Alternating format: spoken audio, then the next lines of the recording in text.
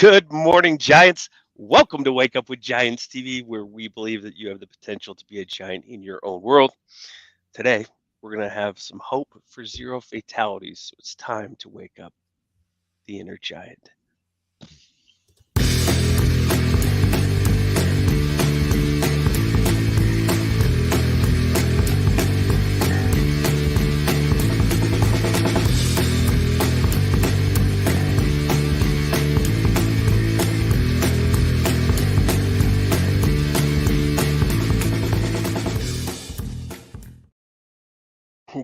Good morning, Giants. Welcome to Wake Up with Giants TV. I'm Ryan Morris, and as always, I'm here with your host, Nicholas T. Smith, the author of The Giants and the Smalls. And together we have created Wake Up with Giants TV and a tribe of giants. If you don't have the book, you should go get it.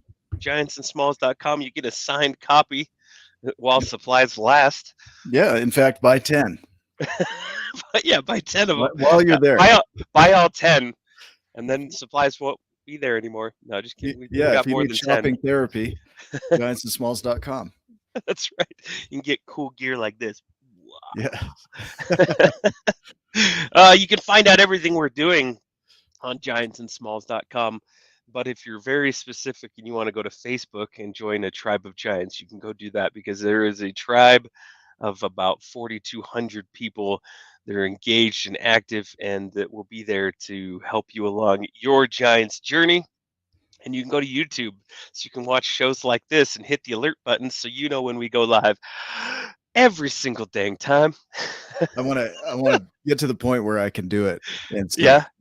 I have a slow delay like a Chinese movie. Like See, your lips are moving, Yeah. and then we see the words a little bit after. a really badly dubbed movie. It'll work. It'll be great. And we've got our SG program. We're filling our next SG program September 2nd, and that will be hosted by Karina Jones, right? Yeah, she'll be our facilitator for that And round. that'll be, you go to 12journeyscoaching.com. It's scrolling right at the bottom. I look down at my paper, 12 Journeys Coaching, and you can see if it resonates for you. If you want to have a coaching call before that to see if that even is a thing for you, more than happy. 12journeyscoaching.com with giant beep. The bell. Turn the page. That's like what that reminded me of. You know those stories when you're a little kid and it's like turn the page. Yeah, it's Okay. like you're getting long-winded. Ding. Ding. Next. So hold on. Let me go through my cue cards. No, we got an exciting, amazing, special show.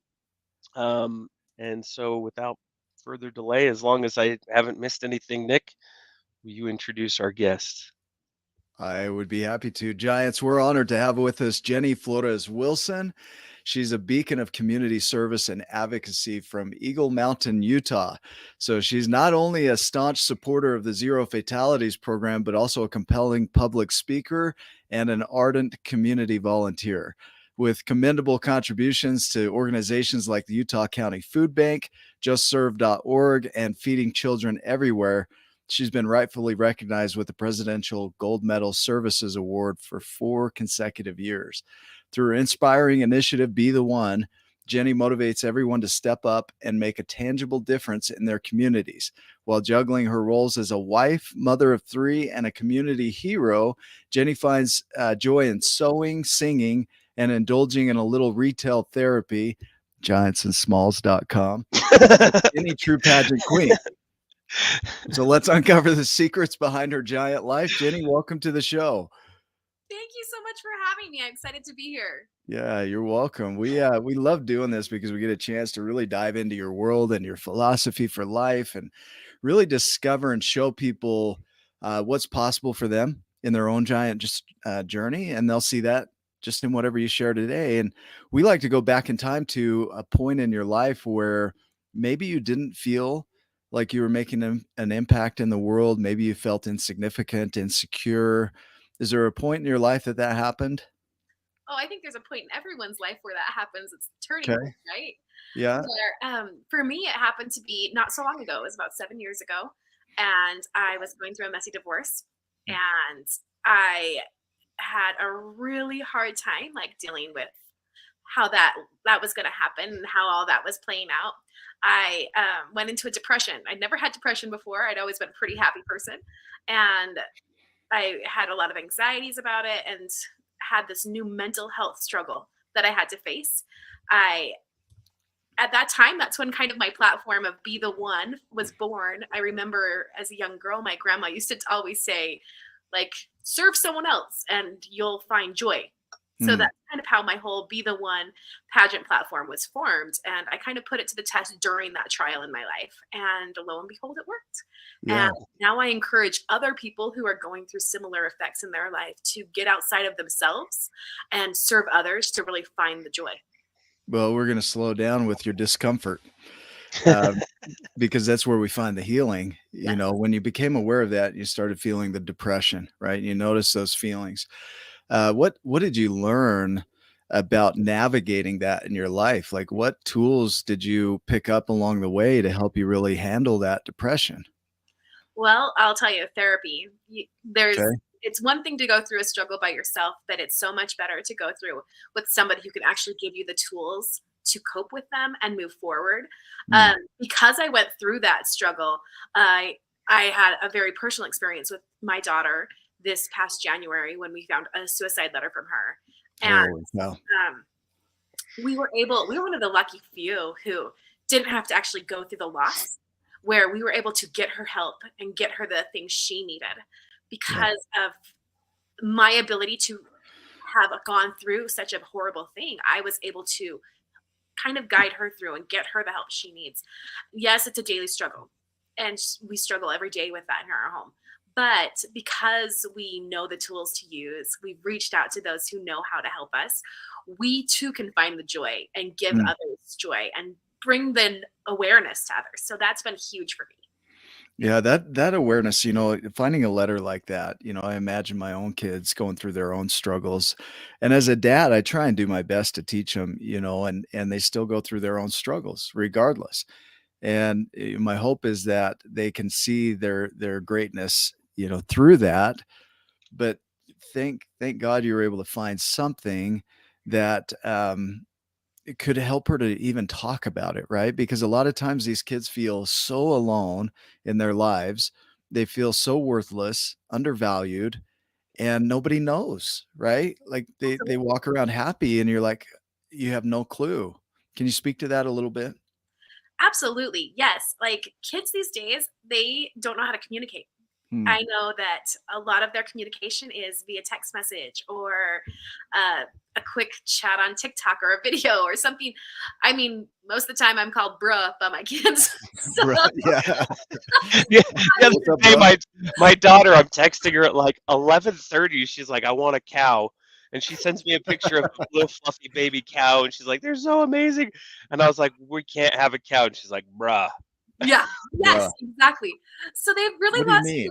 the ability to communicate face to face, to Yeah. really have those like interactions with other humans besides via text. And I think that has really played a huge part on their mental health.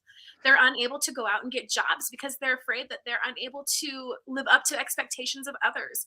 They're afraid to make mistakes because they've always just sat in their room by themselves sending their friends messages. They're not able to actually go out and communicate and have real conversations. And I think that's been a huge detriment to this day and age of our kids. Yeah. How do you navigate that, not only in your kids, but in yourself? Because I can imagine there are adults that feel the same way, right? You described like mostly how I communicate. TikToks and text messages. So now I'm like, oh crap. Sometimes I have to interpret his emojis and his gifs and be like, Right? It's like I get it. hieroglyphics, really. Yeah. I feel that. No, I think the way you navigate through that is first you have to be an example. You got to get off your own phone and make a conscious effort to communicate face to face with your kids. If that means like walking down to their room, opening their door and having a conversation, like that has to happen. I think that the best way we can get out of our the best way we can show our kids is by doing it ourselves and being an example. I think that's just a golden rule that we've probably forgotten.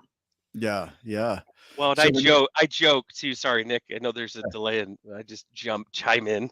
I know that I Sound like joke. that. Yeah, so I jumped. Yeah. Uh, and I joke because that's what I do a little bit when there's like heavy things that are talked about. I like to bring light, happiness, and positivity because that's kind of where I come from. But I recognize how critical this is because these are I mean, this isn't just kids that are dealing with these things and haven't been taught how to communicate. My generation is right on the border. I was born in 1981. I'm right in the like that crossroads of my parents are boomers, and then my brother's a millennial, and I'm caught right in the middle of torn and technology and old ways of thinking, and I'm lost. I don't know how to communicate at all, pretty much at this point in time. But I recognize how important it is to do exactly what you're saying because if you don't do those things, who's going to catch this? Who's going to teach our kids and help them? And you never know. And if you find a suicide note from your kid, I can't even imagine how heavy and like panicked I would be freaking out. I would be like, ah, and then I don't know what to do from that point. But I just wanted to say that I joke. I recognize this isn't necessarily a joking matter too. So Yeah, we had 5 forgive me comments for that. that said, Yeah. "Ryan, quit joking." Quit laughing, Ryan. No, Hey, but no, it's sometimes laughing is a good medicine. I it know it truly is, that right? we use that a Yeah. lot in our home to help us get through those really hard days. So sometimes you need to joke and need to have that laughter in order to find joy, like you said, Ryan. Mm. I love your answers, Jenny, because they sound like pageant answers a little bit. They're like so Yeah. short and like They make me feel concise. so good though too I'm about like, my life. aw. Like I but so when we do our 12 journeys, when we talk about that, we really dive into who people think they are. And a lot of these mental health issues come up because of who people think they are. They identify themselves as unworthy, undeserving, unlovable, and they'll say these stories and tell themselves these stories over and over and really live into it and start to confirm that in their world as though it's true. And what we're offering people is a gentle awakening to that non-conscious way of being. And a lot of that goes back to old programming. It goes back to childhood development. It goes back to community development, social development, right? That they weren't even aware of. And then they carry these things forward and believe it's true for most of their life. And so to wake up to it is really challenging. And we want to provide a way for people to wake up to those parts of themselves that they just don't love, right?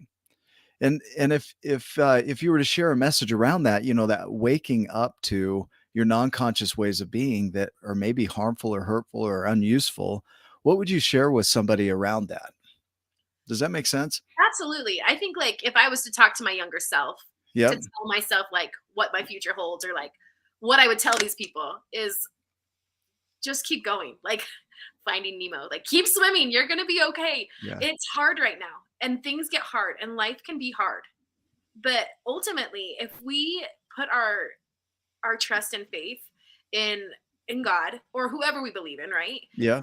And move forward and do our best, like we're really going to be okay. Yes, those struggles are hard. Like I'm not going to lie, I've gone through a hard time with my daughter.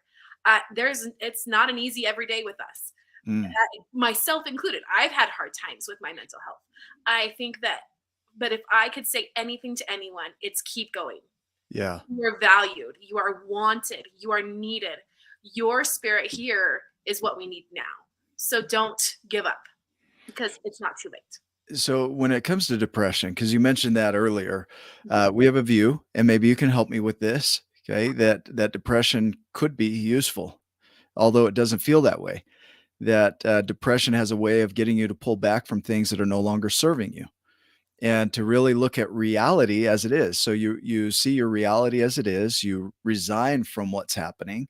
You have a chance to reflect and ruminate, unfortunately ruminate for a lot of people, but reflect on what's happening in your reality. And if you can create reverence for that reality and a respect for it, then you can start to re-engage with it in a new direction. And that's called resilience, right? So there's 5 R's and that creates resilience. So that resignation, the reality, the reflection, the reverence and the re-engagement. And truly, like Edith Eger talks about, expression is the opposite of depression. And that when you have a chance to express your depression, you start to heal it. When you really look at depression and what it's doing, is one of those tools that could be really healing, although it doesn't feel like healing. Do you agree with that? Or is there a variation that we can throw on that from your point of view? I do agree with a lot of that.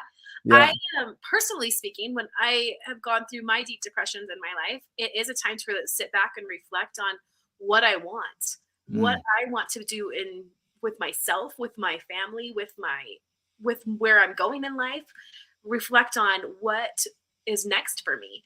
And I think going through such a hard time with my first marriage and the divorce that I went through, and going through that depression, I was able to take a step back and say to myself, really, where do I want to be? What do I want out of life? Yeah. I don't want to be here anymore. I don't like the way I feel, but how do I get through it? And I think a lot of people don't know how. And I think that's why we get in that moment where we just sit back and don't move forward anymore. A lot of people just sit. Yeah. Yeah. Go ahead, Ryan. What pulled you through? So what were some of the tools that you used as you were in, that it seems like there's no way out. I mean, people say, oh, we'll just snap out of it. Well, yeah. I mean, if I could do that, I would obviously be like snap my fingers in a heartbeat. And man, I can't believe I never thought of that before. Right? Yeah. Like, click my heels together and here we are, but what did you use? I'm imagining you used a multitude of different tools and things like that, but what's useful for you as you're inside of that deep, dark depression and trying to move through it, navigate it? Well, I would say there's at least 3 things that come to mind automatically. First, I have faith in my Lord and Savior, Jesus Christ. And I think that was huge for me, being able to turn to something higher than myself and accepting the fact that I am imperfect and I need help. So that was my first thing I would say. Secondly, my family, being able to turn to somebody that I knew loved me, that no matter how I was feeling on the inside, it was so amazing to go ahead and know that somebody else loved me and believed in me and wanted me. Even though I felt that I didn't even want to be here or that I wanted myself. So that was 2. And thirdly, it's the ability to talk to somebody who was a professional, who gave really critical advice, made me understand how I was feeling, what I was thinking was not crazy. Because when you're in the moment, you think you're crazy. Yeah. You think you're going to lose it. But having a professional say, no, you're not crazy. You have these feelings for a reason, and let's work through them. I would say those are the top 3 things that got me through those hardest times. And honestly, I very rarely struggle with my depression now because I have the tools. That's my wife. That's my husband. Hi, James. So he's the biggest part of why I am so great now, is because he's so supportive. I love that. I love that. The importance of normalizing this, right? That people think they're broken. They think they're crazy. They think all these things about them. I remember going through mine. I was reading every book and I'm like, that's me. Like every book on like, you name it. Like I read them all, like Walking on Eggshells and Borderline Personality and Narcissism. I'm like, that's me. That's me. And I went to a psychotherapist, not like a proud trophy moment. Like, look what I can do. It's like, holy crap, this sucks. But I went to a psychiatrist and he said, he diagnosed me with generalized anxiety disorder in 2017. And there was some relief in it because I kind of had some understanding of what was going on. And I said, do you think I'm a narcissist? And he goes, well, everybody has traits for something. And he says, having traits for something doesn't merit a diagnosis. And that was relieving as well. It's like, for one, I'm probably not, because I'm asking, if I'm that. So, but I have deep concern about how my behaviors and my way of showing up affects others. And when you think you're crazy and you're broken and all these things, you start to act out or act as if that's true. And you start to create that as your reality, even if it's not true, right? We have this incredible ability to do that. So how important was it for you to have that normalized by your therapist, that, hey, you're a human, Like, how important was that? It's so important. Like, hey, Yeah. you're not crazy. This is life. And like, welcome to adulthood. You're living Yeah. it. And it really has taught me how to live realistically. It has made it so I now have gone on to create this platform of Be the One, Finding Joy in Service, where I get to work with companies here in Utah that I collect clothing from and donate things to the Road Home, or working with the Ronald McDonald House up in Salt Lake City for primary children's.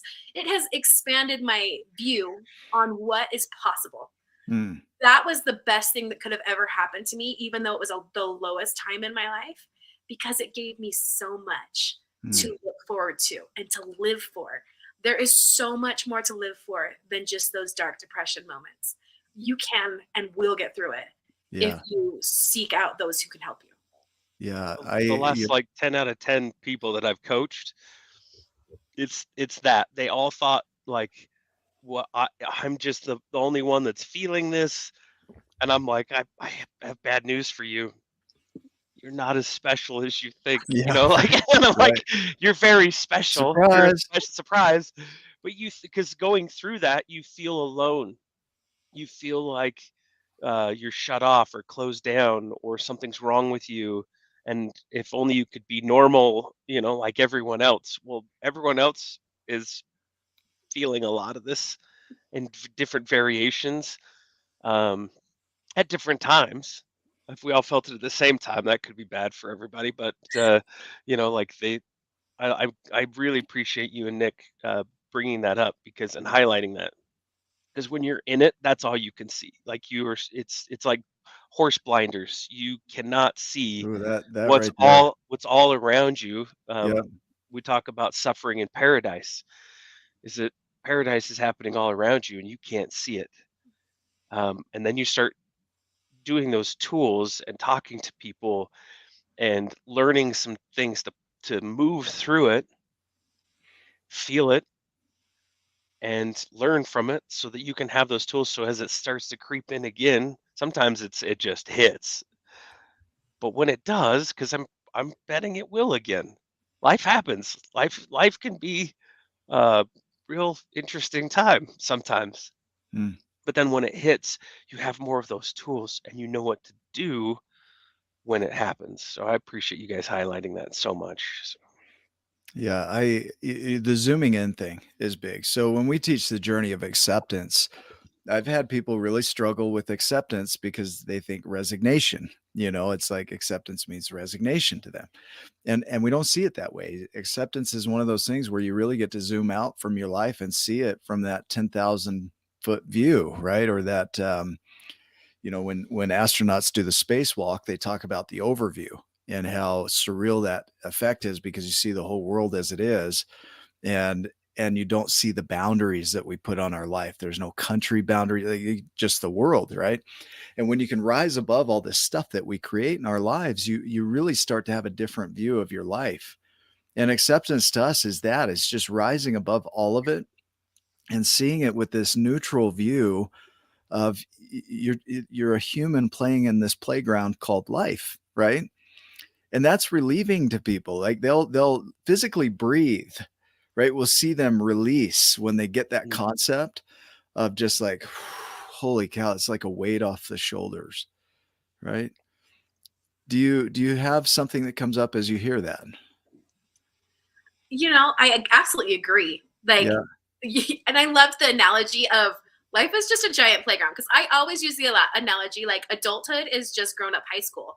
Like that's something I always say. Like there's still the popular kids, right, in your neighborhood. Yeah. You think they're and keeping up with the Joneses, right? There's all these things. Yeah. It literally is tons of homework. Yeah. Tons of homework. Tons of homework. It's called work now instead of homework. But yes, absolutely. Take it homework, right? Yeah. Sorry, keep going. No, you're totally good. I think that, yes, it totally is applicable, and absolutely feel that way. Yeah. So when people start to express, acceptance, willingly receiving what is in their life, their reality as it is, seeing their reality not as they perceive it, but as it is, right? Then Steve Chandler was on our show a while back, and he had a beautiful view of gratitude.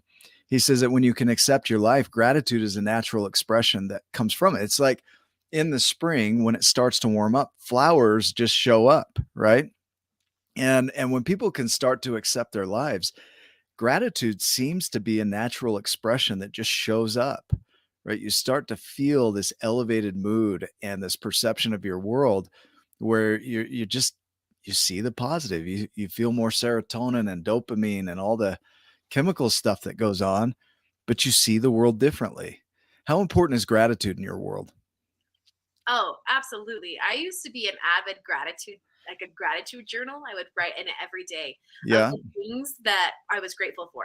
And this was something that my therapist had mentioned, like, hey, write it down. Because if you're writing it down, not only are you thinking it, writing it, then she says speak it, then those three things can Mm. help you believe it. You have to do those three things to help you internally go, yes, this is happening for me. So gratitude's huge. I think I always like the analogy of when it rains, it's like the earth's getting clean. And I think that's the same kind of thing, is like when you think of gratitude and you put that into your life and you put that into who you are and you manifest it, it's like you become clean.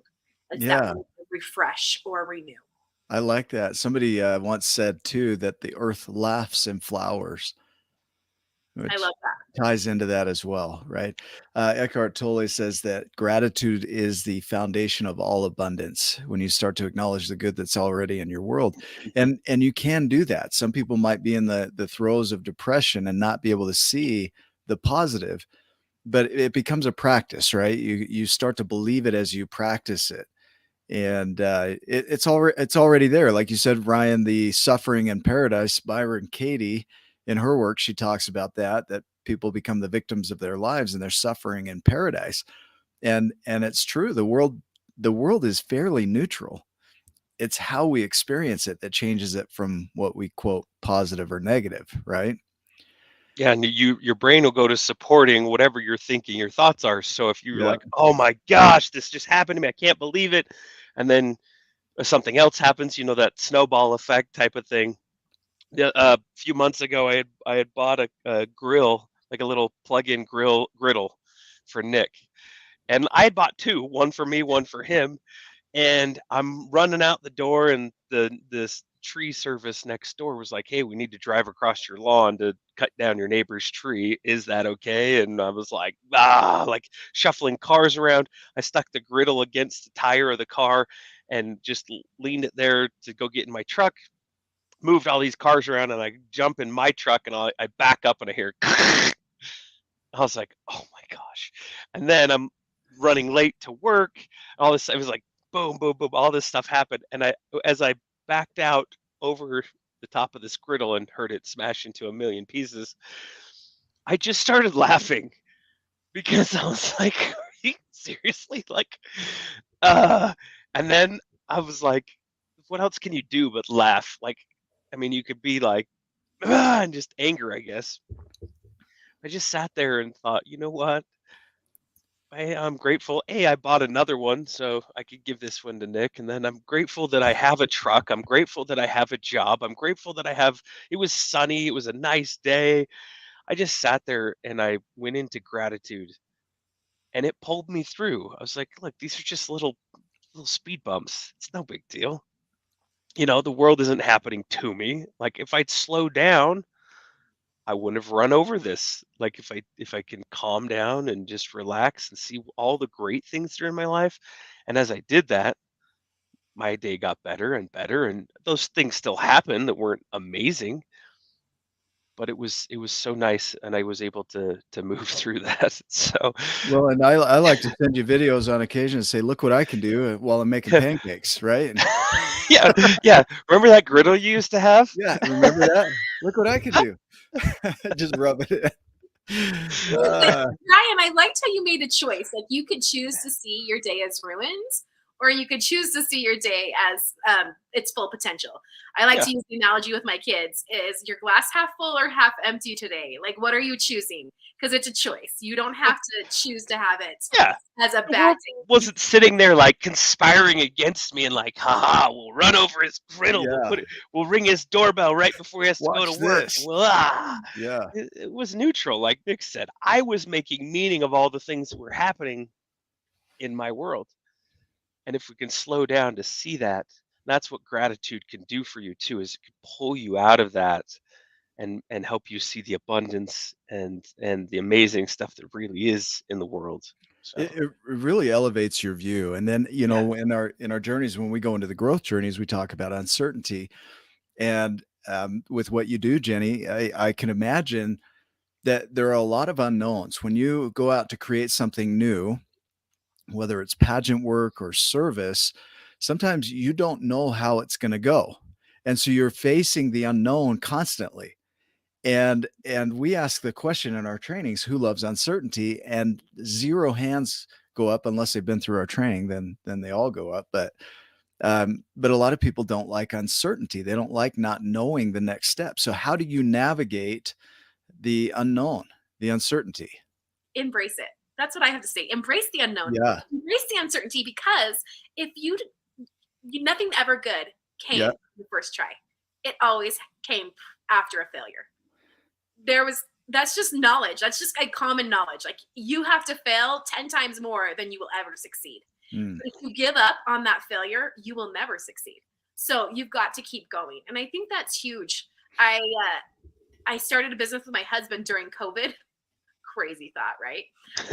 And who would do a thing like that? Yeah, that's when we like to start things. Downturns, bad times, during the bad times, right? Start the things during those hard times. We had time at home. We thought, why not? And we started our business called Just Pamper Me, and ended up that we have loved just spending that time together. Now, have we made a ton of money? No. But have we grown together as a couple? More than we could have ever in any other aspect. Yeah. So you embrace that uncertainty, move forward. Even if you're afraid to fail, get up and do it again, because that is what determines how you choose to live your life. Again, like, choose to be happy, choose to keep going. It's always a choice. Yeah. So now that brings us to abundance, right? It's a natural flow. This is the flow that we see, right? You heal yourself so that you can see your world more elevated. And then from there, you take everything that's around you and you create with it. Like, this playground is stocked full of everything you would ever need to create anything you can imagine. And I feel like that quote from Eckhart Tolle, where he says, you know, gratitude is the foundation of all abundance. When you can start to see the good, you start to see the abundance that already surrounds you. So when you embrace the unknown, Margaret Drabble says that when nothing is sure, everything is possible. Then you can start to play in the unknown. But not only that, all the resources you need are already there. And so we teach that, you know, abundance is the default nature of the universe, that everything you need is surrounding you. It's up to you to transform it from what it is to what you have in mind. And I think it's Wayne Dyer that said that it's not something you acquire, it's something you tune into. So this is somewhat me going into my default mode, because we teach this all the time, but I love to pull in your point of view on this, on abundance. Like, how do you see abundance, and how do you take advantage of the abundance that surrounds you? So this sounds really funny. So bear with me. Doctor Strange in the mirror world, right? Yes. Okay. Now you're talking all of our people's language here. Right? Okay. This is where I see abundance. Like, if you really want to, jump in fully, embrace it. Like, there are so many possibilities. I love the idea. Like, I'm a huge fan of all of that. Marvel and DC. I love it all. But I think that if you look at it that way, where it's endless, like the mirror realm, where it can be any possibility, our lives can be that way. It's, are we willing to take the chance to move forward and make something of ourselves? Are we willing to step into the unknown? Are we willing to make the change that might be necessary within ourselves? Whatever that might be, we can have that abundance. I feel like in my own life, I've been blessed with that abundance with my children, with my husband, and not on like this huge grand scale, but in enough that I can make a difference in my community, in not only in my community, but in my state and across our nation. Well, tell me about this. So I'm looking at the title of the show, tying it into abundance, tying it into vision, the vision that you have for your life and the impact you would like to make in this world. Why Zero Fatalities? Why did you choose that? Why did you choose the other charities that you work with? Like what had you say this is what I want to put my energy into? Well, first off, in 2011, I was in a car accident that almost took my life. So Mm, Zero Fatalities totally felt like something that hit really home. Secondly, I have two teenagers, 17 and 15. Both of them are ready to start driving. So I needed to make sure I was educated enough to educate them. So it was really important to me that I spoke to something that not only impacted my own life, but could impact my children's life. So that's where Zero Fatalities came in, and I've been able to advocate for seatbelt safety, go into schools and work with the driver's ed programs to instill in them the importance of wearing their seatbelts, as well as being a car seat specialist to help install car seats for young children. yeah. So that's why I kind of partnered with Zero Fatalities. I obviously love public speaking. I don't know if you Yeah. can tell, but You seem really shy. So I'm yeah, really yeah, shy, actually. So yeah. maybe I won't do any more of that. But I really love to get out there and share my message of being the one that you Mm, don't have to be everything to everyone, but to be one person's everything is all that really matters. mm. And that one person can be you. Opening the door at a grocery store is just as great as paying somebody's $100 grocery bill. Whatever it is, like you can do little things to be the one in that person's day to make it That's my Monster Energy drink bill Be- you look at it, you're like, weekly. be the one. your weekly bill. You are the one. You are my sunshine, my If only anybody wants to sunshine. be the one, just let me know. And Yeah. You know, Well, I I'll like meet you at the that. grocery store.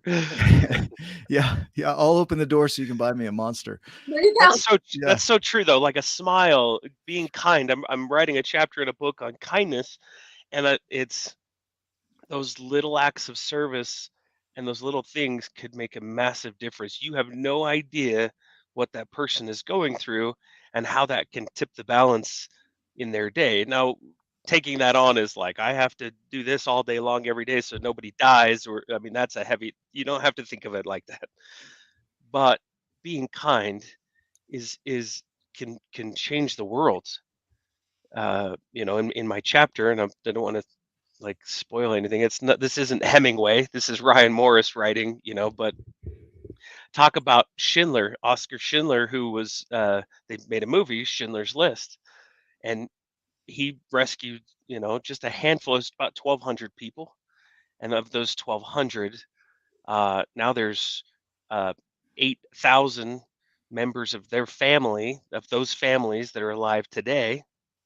And they made a movie where 64 million people watched that show and were impacted. Yeah, so and one act of kindness towards those people. Now it was for a prolonged period of time during the war, but that act of kindness changed everything for those people. You have no idea what your impact is going to be. You just go be kind, go smile, go hold the door for somebody, tell somebody hello. Uh, Anything that you can do, it can massively change the world. We say it all the time in the Giants that giants take small steps. They're just bigger, and that small things repeated, simple things repeated over time create complexity. It's just simple things. Just smile. Hold the door for somebody. Buy somebody Monster Energy drinks. Somebody with a red hat that says "Be Giant" on it. Yeah, and love you too. Yeah, This is my love language, apparently. yeah, yeah. Jenny, the idea here of creating a vision that drives you, that is so clear that it creates hope in your world and excitement for your world. A lot of people get really hung up on how to do it. They get too hung up on the how, and they give up on their vision because they can't see the how, the pathway. And so for us, that brings us to the journey of surrender, which is all about letting go of the how and trusting that magic, miracles, serendipity are going to come into your space.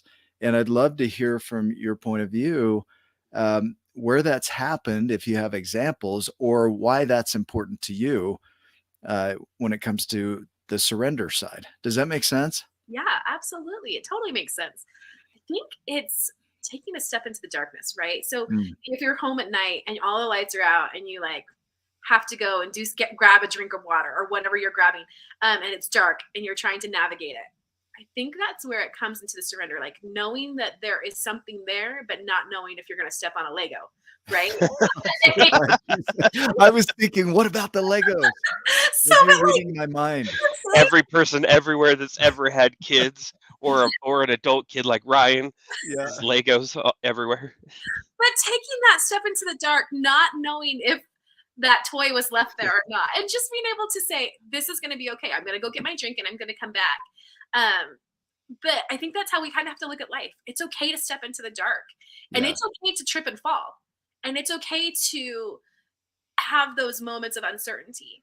But if you don't take the step, you will never know what was there. Like, you will never accomplish your goals. You will never know if something better could have happened. Maybe instead of getting some water, you tripped upon a Monster Energy drink like Ryan would. Like, Yeah, 2 a.m. cases. 2 a.m. Just trip and fumble over cases of them. Yeah. So I'm just saying, like, there's so much potential, but you have to be willing to fail in order to succeed. Yeah. And I've seen that in my own life. I've done pageants for years and years and years, and I have lost more than I have won. But because I have lost, I've gained humility. I've gained the ability to be happy for those who won. I've been able to teach my kids that it's okay to lose and get back up. And it's just something you have to go through in life. Yeah. Yeah. In the book, The Art of Accomplishment, Nick talks about that very thing. You have to be willing to suck at something long enough to get good at it. That's right. That's how you get what you want out of life, right? I try to tell my kids when they're learning a new game or sport, you have to be able to fail in order to learn how to actually make the game work. Yeah. Yeah. And it's the adaptability piece. It's the ability that we have as humans to adapt to any environment. And we can quickly assimilate our environment. We'll adapt to it. And so really looking around what you're adapting to, is it helping you to grow, or is it keeping you complacent? You know, a lot of times we don't move forward when we could. We justify ourselves, we judge ourselves, and then we step out of learning the moment we do that. And man, if you fail, you know, my definition that I love for failure is just, it didn't turn out the way I wanted. Right? That's it. That's all it means. And so it's a chance to do it again. Like Edison's 10,000 ways. He found 10,000 ways that didn't work, but he found the one that did. It's Henry Ford's method. It's the gentleman on The Pursuit of Happiness. His name kind of escapes me, but he kept trying, and no matter how hard it got, there were all these obstacles. He overcame every obstacle until he reached his dream and vision. And so failure is just simply the way I thought it would go isn't the way it went. And so it's a chance to do it again and to learn Chris from Gardner. Chris Gardner. Yeah. You see, I had that. Yeah. Thank you. Yeah. Just kidding. Google did too. I didn't have it. Chris Gardner. But what an inspiration, you know, in The Pursuit of Happiness. He had trial after trial after trial after trial. And it's like, holy crap, most people would give up by then. And the thing that I see in people that succeed is that they keep getting up. They keep trying one more way, right? Just like you said with the pageants, you failed more pageants than you won, and you learned from them, right? Well, and I think that's the biggest thing is like, it's kind of a blessing to when you fail, that you can learn so much more about yourself, about what you want to do in life, and it gives you more growth opportunity. I think failing helps you say, okay, I can either sit here and wallow, or I can move forward and find something better. Yeah. And the failure perspective is like that you're giving is so needed, because like we talked about in the beginning of this show, is the kids are scared to, you know, they don't want to fail, and they'll close down and shut down because they're like wrong answer, and then and they shut down. If you can shift that and help them see that the failure is like part of the journey, it's part of the right answer, and it changes everything. Like, I've failed way more times than I've succeeded, but you look at my life as a whole and go, wow, that guy's successful. Look at the things that he's accomplished. Look what he does in the world.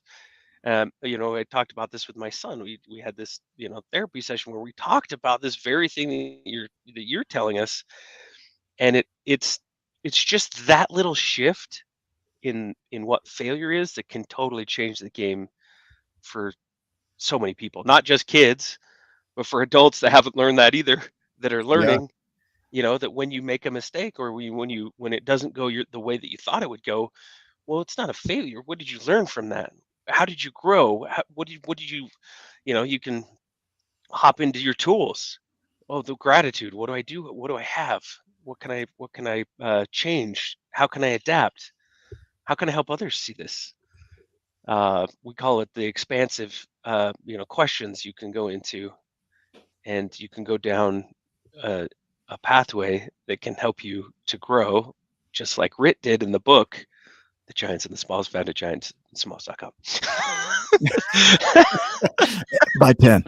Yeah. By 10. One for each of your friends, extended family. Subliminal messages, right? But don't go buy the book. Yeah, don't go buy the book. But yeah, Jenny, what did that bring up for you as you heard that? Not the book part, but well, I heard that you should go to Giants and Smalls. I heard it was just Christmas in July. If you haven't already bought your books, then you are behind. Shopping started last month. Yeah, that's hilarious. So honestly, I think what brought it up for me is you're absolutely right on the whole. Not only do youth today need to hear this, but those people who feel like they can't move forward right now, like the adults in their lives who feel stuck, who feel like they're in a rut and can't move forward, make the choice, get up, keep going, because you can do it. Yeah, beautiful. Like really, really getting into it and just going for it, right? How your company, you talk about, was it Pamper? Pamper what? It's called Just Pamper Me, and it's JUS, because I don't know if you know Utahns, but we don't tend to say our T's. Yeah, mountains and what are you talking about? Mountain. Yeah, exactly. Mount, MOUN apostrophe N. So we did just JUS Pamper Me as our name of our business, because we kind of played off of that. You can tell it was a late night. So but it sounds like it's about self-care, right? Yes. It started off with like bath bombs, lotions, pampering yourself, like things you can use to pamper yourself, sugar scrubs, candles, things that kind of rejuvenate your senses. And we've expanded to no more monsters for you, Nick. I mean, Ryan. That's number 10 today in one show. We've expanded into sublimation and mugs. The reason we kind of went in that route is I was diagnosed with kidney failure last August. It's been a year. Whoop, whoop. I'm a year out of it. Yeah. And my doctor told me I had to stop drinking soda, which was a huge bummer for me because I love it. Yeah. I had to get inspired to drink water. And so tumblers came into my life. And now I think I own like 500 Stanley. But I can't just have a plain old Stanley. I have to have it rhinestoned because I'm a true pageant queen. Yeah, there you go. Yeah. Bedazzled. Everything I own is bedazzled too. But how important is self-care? Why is that so important? Well, if you're not taking care of your mental health, you've got to do something. I think for my husband and I, we kind of do it differently. We play the 2-2-2 method, where we go on 2 dates a month, and every 2 months we go on a getaway, like a overnight getaway with just the two of us. And every 2 years we go on a trip, just the two of us. So it helps us to go and make it more meaningful to take care of not only our relationship, but our own mental health. And I think that as an individual, I do that for myself too. I play the game where I once a month go out to dinner with girlfriends, and then I go out and get my nails done, or whatever I need to do to keep myself mentally prepared for the weeks and days ahead. Yeah, I like it. I like the 2-2-2 method. I was thinking 2 people, 2 tutus, right? Like you get 2 people wearing tutus. Yeah, whatever works for your 2-2-2. that component, the element of self-care is so vital because we tend to push ourselves to the limit, and then we're back in the root journeys like we talk about, where you're really in kind of in the emergency room mode, so to speak, right? So self-care is preventive medicine. It's that thing that helps you to maintain what you need. It's boundaries, it's all that stuff, the assertion, all these things that we need in our space. I need alone time. There's time where I just need to recharge. I try and create once a week Nick time, Nick night. It's not much time, but it's enough for me to recharge and do what I want to do. And, that self-care element of the Giant's journey is so vital because we do a lot as human beings, and it gets tiring, right? And if you don't take care of yourself, you're going to burn out, feel stuck, right? You can say wrong if I'm wrong. So. I absolutely agree with that, because I feel like every night when I'm done with my day and my toddler, Yeah. I'm like, if I don't have some me time, I'm going to lose it. Yeah. I have cleaned the house. I've made the dinner. I've played with the toddler. I've done all the work. I've been taxi cab to all my adult kids, like older kids. Like, give me 10 minutes before I lose it. I imagine spending time with me is like being with an adult toddler. I can see that, Ryan. I can see that. Well, there's your confirmation. That's so true. That's what you were looking for. No, that's funny. Jenny, why are you doing what you're doing? Why does this matter to you? What is the legacy that you're leaving while you're alive, when you're gone? Like, what's the whole reason for this? As a mother of 3, my reason is I want to show them, my children, that you can do anything. It doesn't matter how old you are. It doesn't matter how young you are. It doesn't matter if you're male or female or anything. That if you set your mind to something and you strive and you do the work and you put in the effort and you're not afraid to fail or to get up and to keep going, that you can accomplish something. My legacy is going to be my children, and the fact that I've taught them that they can achieve whatever they hope and dream for. Beautiful. Yeah. Making an impact in this world, right? Yes. Yeah. I like that. What else would you like to share today that you haven't shared? Well, I have so much going on in my life. I literally just got back from Idaho yesterday. I have been traveling all over this year, doing work all over in the way of service in different communities. I've had the opportunity to go to California and do service there. When I say I love service, and it's not only like my platform as a pageant queen, but it's a lifestyle for me, I absolutely mean that. Yeah. I love to be invited to places. I have had the invitation to go out to Nashville, Tennessee, and be on the red carpet for what's coming up, the Red Letter Awards. Not sure if you guys have ever heard of it, but the Red Letter Awards are kind of like the Christian award ceremonies. So the Billy Graham's grandson, I think, is going to be there, Michael W. Smith. Those kind of Christian entities will get awards for there's film awards and music awards and all the different things for the Red Letter Awards. And so that's kind of cool. I've been invited to that. I get to go all over the place. I'm so excited. I have so many traveling opportunities this year. I'm just really looking forward to getting out into our nation and making a difference, one person at a time, doing service and making an impact in one person's life. And if that one person is me, I'm okay with that. Yeah, well, I think the greatest work that you're doing is with the single citizen of Idaho. Like, I can imagine that might be pretty lonely up there. Hey, there's at least 2 because my brothers live there. Yeah, no, I'm just messing. There's a lot of people in Idaho, but a lot of them in Utah. Well, Idaho was on the list of like the top 5 places to live. I think they were like number 3. So it's got some beautiful areas. Don't tell them. California, it's horrible in Idaho and Utah. You just don't go there. Beautiful where you're at. Just stay put. It's fine. It's cold. It's cold. It is no oxygen. Not enough oxygen for everybody.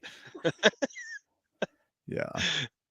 Well, this is it's interesting to me to see people's journeys and how there are similarities, and I know our questions are kind of guiding, leading a little bit as far as where that goes. And there are a lot of ways to see the world, and that everybody's unique. Everybody has their own gifts and talents, and so they may look like yours, and they might look totally different from yours.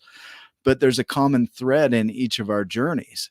Like, I listened to your story and some of the things you've been through and your philosophies for life, and I'm like, I love that. I just keep gleaning what I can from people. So I'm grateful that you came on and shared with us today. Ryan, did you have other thoughts that you want to share today around this? Tying into like the zero fatalities and like some of that could be the physical reality of suicide, or car accidents and things like that, is teaching people to be safe and how to navigate those things. uh I don't look at life any different. Just it could be the death of your who you are, your identity of what you thought it was, or the way that you hoped that the world would be, and it isn't. It could be all kinds of things that are similar like that, where the person that you thought you were isn't there anymore, and you're feeling like, oh, it's kind of dead. Well, the zero fatalities, at least to me, is how I was thinking about it, is that no, you're just adapting, and you're adjusting, and you're changing and growing. It's not dead. Who you are isn't dead. You are you, and you are needed in the world, and shifting, and adjusting and growing and having these experiences, failing a lot, because you will. It's part of life too. But knowing what to do with it is the goal for zero fatalities as well. Then stepping in and making an impact in the world, and that impact might even be just your own life, which is probably the most important one to save. And so I appreciate this conversation, um, because every guest that we've had has been through some different things in their life, and I haven't heard one guest that's been like, Nick says it all the time. It was at the beginning of the show, he's like, so has your life been just, have you always been this way, have you just had this, it's just perfect and it's just amazing and You stuff. nailed my accent, by the way. Yeah, you like that? I've been working on it. Sorry. But it's like obviously they're like, no, they laugh and haha, no, no, it hasn't been that way. In fact, it's been kind of crappy at times. And so hearing that and seeing that you've had your struggles and you're going through things right now, and look at the smile on your face. Look at what you're doing for other people, service and gratitude and love and reflection. And some days I'm sure are harder than other days. Some days all you can do is put a foot on the ground and sit up. Might be taking a shower, brushing your teeth. It might be, you know, uh, big giant things one day and little tiny things the other. But over time, those things add up. If you take these things that Jenny has talked about today and start applying them as much as you can do, uh, and if you can't do much or you can't do anything, but reach out to somebody, do that. Find a giant that will put you on their shoulder, and that, whoa, emotions just came up. If you can do that, you'll start to see some daylight. You'll start to see the hope, and your life can radically change. You can find meaning, value, and purpose because it's there. It's those blinders. It's all around you. Just sometimes you can't see it. So our hope for you is that you see it, that you can see what we see in you. And I'm imagining that Jenny's going to keep going and do that until the wheels fall off the wagon of some of some sort. She's that way, and we are too. We're going to keep doing it until you see it for you, and can maybe do it for other people as well. So thank you, Jenny, for all of your words and who you're being in the world, because that's it's making a giant impact. Thank you for having me. It's been a pleasure chatting with both of you. Yeah, and that's perfect. So Nick leaves right at the end, like he just is like, okay, well that's our show. He warned us. He warned us at the beginning of the show that he's like, my internet's kind of in and out, touch and go, right? And then sure enough, and I don't know if I'm even going to let him back in the room. He's in the back. He's in the. All right, fine. He can All let right. himself in. Well, they kicked me out, I'm Fuck. sure what you said was beautiful, but my computer just went blank, dude. It's gone. You'll never So, know. You have to rewatch the well, show. I'm gonna go rewatch the show. Nick, do you have any final thoughts? No, I'm glad to be back here. Thanks for being a guest on mine and Jenny's show. Yes, please come anytime. Yeah, you're welcome next week too, Nick, if you want to come. For those of you who are watching, you're exactly where you're supposed to be. You're doing what you're supposed to be doing. You're not broken. You're a giant already. Sometimes it's just uncovering that giant and realizing your giant potential. Nick wears a necklace around his neck. I don't know if he's not wearing it at the current moment. I don't think because the microphone's blocking it, but he might be sitting next to him. But he has this X stone, and you're exactly where you're supposed to be. You're right on time. And join us next week as we dive into another story. And thank you, Jenny, for being a guest on our show. Now it's my turn to queue up what Nick normally does. So I got to pop into here and scroll down and find our outro. But while I'm doing that, Jenny, um, will you share any final thoughts that you have on your mind? I would love to. Perfect. I am so grateful that I was invited to be part of this today. It has really helped me to refocus randomly enough and say, what's next on my journey? What is the next thing I want to accomplish? And I hope that we can inspire others to really get out there and make a difference. And thank you again for having me. It's been a pleasure. Well, we appreciate you. And for all those that are watching, go make it a giant day and love you too. We'll see you next week.